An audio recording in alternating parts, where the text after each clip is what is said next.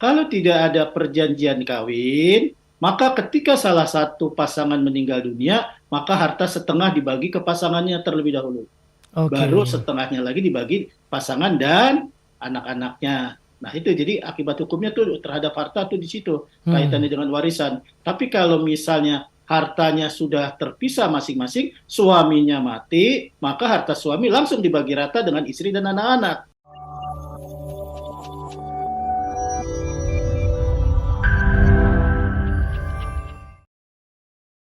Terkait tadi Betul. Bapak sebutkan utang piutang, kemudian warisan, itu jadi hal yang juga problem kadang ke depan ya, jika mungkin tidak ada Betul. perjanjian di awal ya, Pak Gun ya? Ya. Nah, jadi saya kasih contoh misalnya, Hmm. kalau tidak ada perjanjian kawin, maka ketika salah satu pasangan meninggal dunia, maka harta setengah dibagi ke pasangannya terlebih dahulu.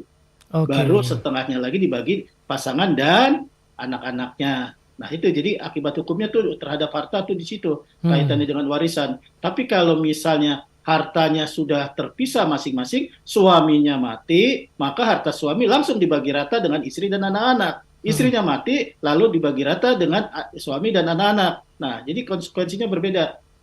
Iya, baik. Pak Gun tadi Anda sebutkan kalau yang umum ataupun yang resmi begitu ya, itu tertulis ya Pak Gun ya. Jadi kita datang ke notaris, kemudian minta dibuat semacam akta gitu ya, perjanjian Ya, kawin, begitu ya Pak? iya, ke perjanjian kawin, Mm-mm. kemudian nanti dilaporkan ke kantor Dukcapil ya, Kependudukan dan Catatan Sipil untuk Oh, dicatat. Jadi nanti dalam akta perkawinannya itu tertulis telah dibuat perjanjian kawin nomor sekian tanggal sekian di hadapan notaris Gunawan misalnya mm-mm, gitu. mm-mm, mm-mm. Oke.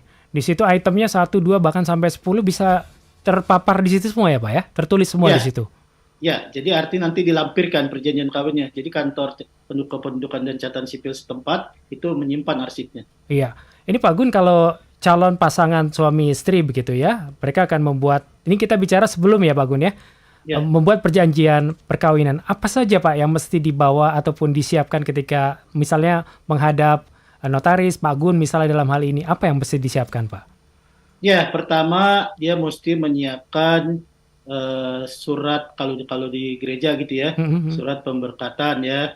Nah, jadi nanti dari situ juga karena itu kan pemberkatan juga terjadi sebelum lapor ke catatan sipil.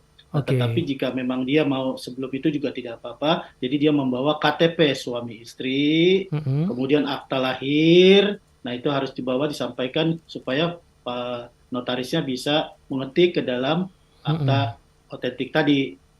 Hmm. Ya, jadi sementara cuma itu aja Pak. Jadi KTP antara suami istri, kemudian akta kelahiran, Hmm.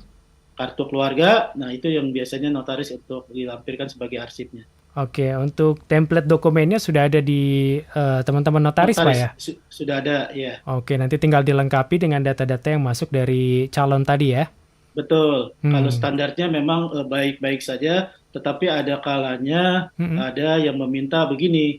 Jadi seharusnya itu menjadi tanggung jawab bersama istri, misalnya tentang harta. Jadi Hmm. untuk benda-benda bergerak milik istri, walaupun uangnya dari suami, tetap milik istri. Nah, itu ada juga perjanjian seperti itu. Nah, Oke. apabila diperoleh rumah, walaupun uangnya dari suami, tetap milik istri. Ada begitu, Pak. Jadi saya lihat kecenderungan itu misalnya ada teman, Pak, tolong dibuatkan ini isinya begini. Sepanjang itu tidak bertentangan dengan undang-undang kesusilaan dan ketertiban umum, silakan saja. Hmm. Tetapi jika misalnya saya mau isinya kata suaminya, jika nanti sudah ada istri ini, maka saya mengatakan di dalam perjanjian kawin, jika ingin menikah lagi tidak usah persetujuan istri. Nah, itu tidak boleh.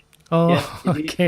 ya, jadi Iya, iya. kadang-kadang kan orang, wah enak nih bikin perjanjian kawin. Jadi kalau kita mau menikah untuk dua kali, tidak usah persetujuan istri. Nah, itu tidak boleh. Itu Itu tidak menurut saya boleh ya, itu Pak ya? melanggar kesusilaan ya. Oh, baik.